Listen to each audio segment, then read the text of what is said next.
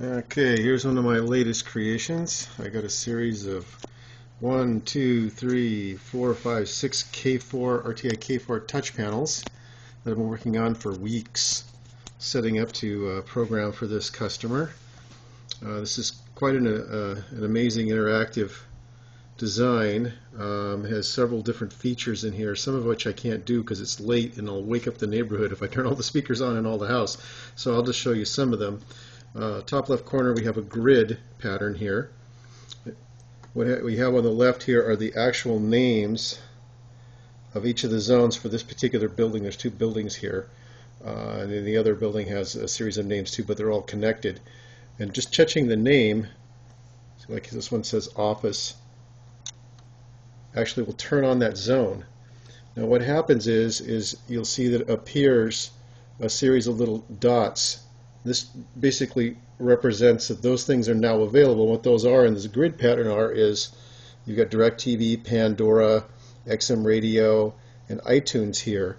So if I wanted, for instance, in the office, if I wanted to have Pandora, which is currently on, I would just select that. But let's just say I want iTunes. So I'm going to go down to iTunes here. I'm going to go up and I'm going to check the box for iTunes. See, it immediately turns green.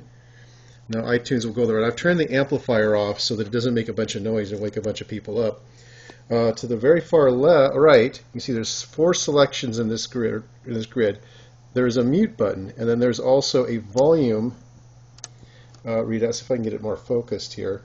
It gives you the relative volume level, and it says volume. If I touch the volume button, it pops up a volume manipulation button here, and I can actually turn the volume up and down, and there's a bar graph on the side that goes up and goes down to indicate, the state of the volume. And then there's also an alphanumeric readout in the middle as well up here that shows you what the setting is. I know it doesn't focus very well, and I've designed it so that it times out after 10 seconds so that it automatically clears. Every single zone has one of these, and you can see where these have not appeared yet. So if I was to turn the garage on down here, then all of this kind of just magically appears. So only what this was what makes it so much easier for this customer, is why it's so hard, is I was trying to make it so that it is just brain dead simple for them to understand what is available, what is not available, what is on and what is not on. The mute, for example, so if I come down here and I touch the word mute, you'll see that a little speaker appears over top of the volume, which keeps you from messing with the volume and just indicates basically that that zone is muted. If I touch mute again, it unmutes. Now let's just go down to iTunes here, since I was talking about iTunes earlier. I'm going to turn off the garage, and I'm going to turn off the office, and just go with the diner for now. So if I go to iTunes, I've built an interface. The existing signal interface, nobody liked it here, and so I had to come up with an entirely new version of it that was much simpler for them to manipulate. So if I wanted to go to my particular thing here, I could go to playlists, which is linked to iTunes. I'll touch music, and we can see here that artwork pops up on the side, and it gives you the name of the artist, in this case Chris Isaac. And then down here I can press this button, and it will give me a list of songs that I can scroll through with the scrolling list. And then all I have to do to select one is I just touch a song. Well, that's Hannah Montana, unfortunately. I didn't mean to press that. Well, I'll have to suffer through that. Fortunately, the sound's off. So when Hannah Montana pops up here, and you can see you're playing now. Now if I go back, let's say that I wanted to do Pandora. So I touch Pandora now. Pandora pops up, shows what's currently playing. It's a Albert Collins blues thing going on here. You have play, pause, stop. It shows the artist's name and album. I can come over here on my Pandora account, and I'll press My Stations, and it'll come up with all of the stations for this customer has previously set up for themselves. So if I was to come in here and just press Classic Rock, it's going to take it to the Classic Rock folder, and it says, do I want to play this? So I'll play this. Now it's currently playing Classic Rock. It'll come up in a second here, and it'll switch over to that particular thing that they like to listen to. Now, the one thing that I ran into in the software that didn't make sense is it was really hard to navigate. So I created a go back routine so that they can navigate backwards and forwards to the things that they want to go to, rather than, like you would see on a normal web browser. So you can go back and forward. You can go back to the top menu if you want, and you can go to genre stations, so on and so forth. But I think it was a very slick interface. It's very easy to use. Here, I'll just go to blues rock, and then see it jumps to the blues rock station. Now we got Stevie Ray Vaughan playing there. Now I want to go back here again. XM radio. This is a little more. This is coming from a Denon receiver, so it's not all that spectacular as far as what you can do with control. You do get some scrolling up here that shows who's playing. It was supposed to show the channel number. Sometimes it works, sometimes it doesn't. It's kind of the way Denon is. But I do have large buttons that I can just press to take them to their favorite channels. The satellite receiver, I don't have the driver. I have the driver installed for this, but I don't have the interface for it yet to get two-way feedback, so I can actually see what's playing on the satellite receiver for the sake of music. Now let me see here. If I can turn this off and turn this back on again, and see if it'll wake up the rest of the touch panel. There it goes. Now you see down at the bottom here, it says all off and all. Mute all. So if I push mute all, it throws up a large banner that says, that everything's muted, and it shows everything's muted. Although some of these are not available, it still puts them in a mute state. So if you were to turn them on, they would be muted until you unmute them. So I can take those off. If I push all off, it turns a whole series of things off that are in the background running here. So I'm going to go home here, and I'm going to go to Cottage Global Controls. Now, let's say that they're having a party and they don't want to have to individually select every time for each zone what's going on, but they just want everything to play at once. Well, this is what you can do on this one. So if I was to push all power on down here, every single one of these zones, see these right now are green because the diner and the garage are currently on already, and I have volume indicators, but you would get volume indicators for every single one of these zones would just appear. And of course pushing mute all is the same deal here, that it would mute these specific areas. Let me see here. It's the same thing with the same source selection here and everything else. I don't want to push any buttons because I don't want to start blasting sound outside in the middle of the night. There is a button here that takes me to another page that's not on right now, which is another area, another part of the house that gives me control there as well. I'm going to go back here. Now the party mode button, I don't want to touch this because it'll light up all the touch panels in the house, and then everybody will go, hey, what's that light? What's going on?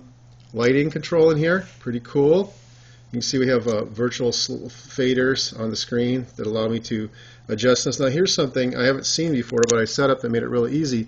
So if I get a scene that I really like here, all I have to do is come over to a preset, and I just push the button. I just push this button on one of these buttons on the side. Now I've just saved the scene I've created to one of these shortcut buttons, so I can just touch it later and it'll work. It gives you indicators of whether it's on, what particular place the light dimmer is at. Cameras. This is an IP camera interface using a little interface we got that's just going over the network off the security recorder, so that we can pipe security cameras to other places we normally couldn't get to. It's getting stormy and windy out too. Yeah, we were having trouble with that before because some of these touch panels have hardwired feeds to them for cameras, but he added more touch panels and there was no way to get wire to it, so we're doing it over IP. That's about it for this particular touch panel. Now coming back here to the back of the theater that we've been working on here, we also have a K4 interface. And you can see it here working. Now see, it has the same lighting control scheme and stuff on it. It's laid out exactly the same, but this is a mobile handheld device, so I can carry it with me everywhere. It does exactly the same stuff that the other touch panels do. Maybe a few more features than the other one is set up for. I have a few ways I can get into some lighting. The lighting controls on here as well. It has a hidden sound control menu for the theater, so they can adjust that. I'm going to go back here. But another neat feature I like about this is if I was any page that I touch on any of these panels, so if I was to go to this panel here and touch it, all the other panels automatically adjust themselves so that they're on exactly the same page. It all happens automatically. Now here's another touch panel. See, it just jumped there. Now if I was to go home, press the home button, see I'm back home, I'll go back to the other touch panel, it'll be at home too, because they're all interactive. They all understand what each other are doing, so that there's no confusion no matter who's working the system. Anywhere on the property, out of all the 7 panels, they all reflect what the others are doing at all times.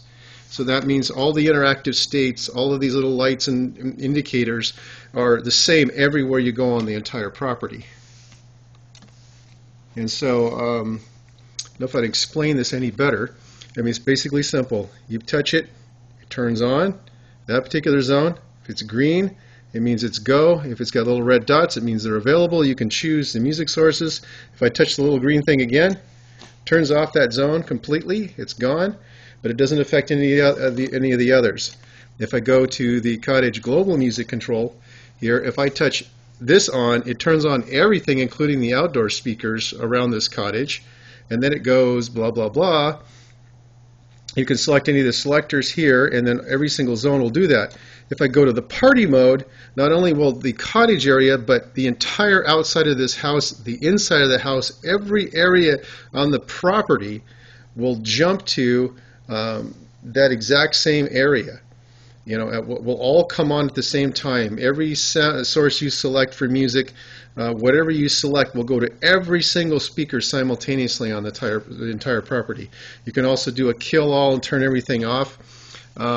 I have several power off features here in this scheme. I can turn all off here. I have plenty of redundant ones. So here, cottage all power off. I touch that, and it will shut down a whole series of things. Will go click and clack back here and turn off. The source of our stuff here is this sector switcher here.